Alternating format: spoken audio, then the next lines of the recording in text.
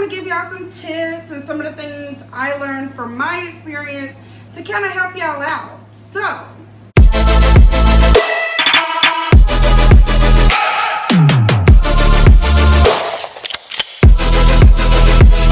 it's your girl Bree, and I'm back again. Hey y'all, how are y'all doing? So I am so happy to talk to y'all because it's been a while since I had an actual sit down video. But anyways, we're gonna get right into it. So I am coming on here to talk about my undergraduate journey. My undergraduate journey was a lot of up and downs, and I'm gonna tell you why. So I started fresh out of high school in 2013, and I actually went out of state for school. And the reasoning of me going out of state is because most of my friends, and when I say my friends, I mean my friends from church, because those are the friends that I grew up with, and we all wanted to go to the same school. The church that I was going to was hyping it up, like y'all should go. And I went to Oakwood University. So it was like, go to Oakwood University. It's a good school, nice Christian education. Honey. So what ended up happening is I went with my friends. I feel like some things I want to make you all aware of. And these, I'm talking about my high schoolers that's going to college or thinking about going out of state for college, is that you need to be aware of the cost. And I guess this would mostly apply to those who don't have mommy and daddy helping them with tuition, because I'm going to tell you why. So first of all, school is not cheap at all. Especially when you're going out of state. You need to figure out how much you have in FAFSA, and that's just your financial aid that's given to you by the government, and how much your school is in tuition. Because the tuition cost versus the FAFSA that you're getting from the government, you need to take that into consideration of going out of state for school. I probably would have made my decision a little bit differently.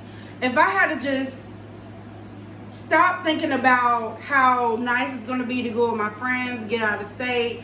If I just had to just stop thinking about that part when I was going to Oakwood University, I probably could have saved myself a lot of money. And I'm going to tell you why. So basically asking yourself, am I going to be able to afford this school? Am I going to be able to stay the full term with this amount that is given to me in FAFSA? That's some things you need to take in consideration of. Another thing too, to kind of help you out, is to do an internship. I did an internship. I was wanting to become a veterinarian. So it was a biology department that had mice. And one of the jobs were to just take care of the mice, clean their cages, feed them, make sure they have their water and all that. Which was great for me because I wouldn't mind doing that. I already want to work with animals anyway. So that kind of helped too as far as paying tuition. Another thing that can help is that before you even decide to go out of state, try to get some of those prerequisite classes, which is classes that you have to take anyway. Try to get some of those out of the way by, like, for example, community college. You can go ahead and knock those out even before you decide to go to a 4-year college. Because by the time you go to that 4-year college, you'll have all your prerequisites done and you can just focus on what you need for your degree. Which, that'll save a lot of money. Oh, and not only will you save money by going to a community college first to handle your prerequisites, before you go to a 4-year college, you can also save the amount of time that you would spend at a 4-year college by handling your prerequisites first. Before you even enter college, I would strongly recommend that you figure out exactly what you want to do or whatever you want to pursue in college. And honestly, I'm glad I knew exactly what I wanted to do. because that saved a lot of time, and that saved a lot of classes that I didn't need to take, because I was able to only focus on the classes I needed for my career choice. So I would highly, highly recommend that you figure out what you want to do before you even start school. It's okay to take some time off and figure that out. It is absolutely okay. Also, do your research. Make sure you know exactly what it is that you're getting yourself into, because you want to know what classes you're going to need to take, what subjects you will have to be strong in or get strong in. You're going to need to know all the specifics on what you're trying to do. And then you want to know how much schooling that field is, and are you willing to do that much schooling? Are you willing to go out of state after undergraduate to do graduate school? You need to take everything into consideration. Everything. Because if you don't, it's just going to be a waste of your time and money, honestly.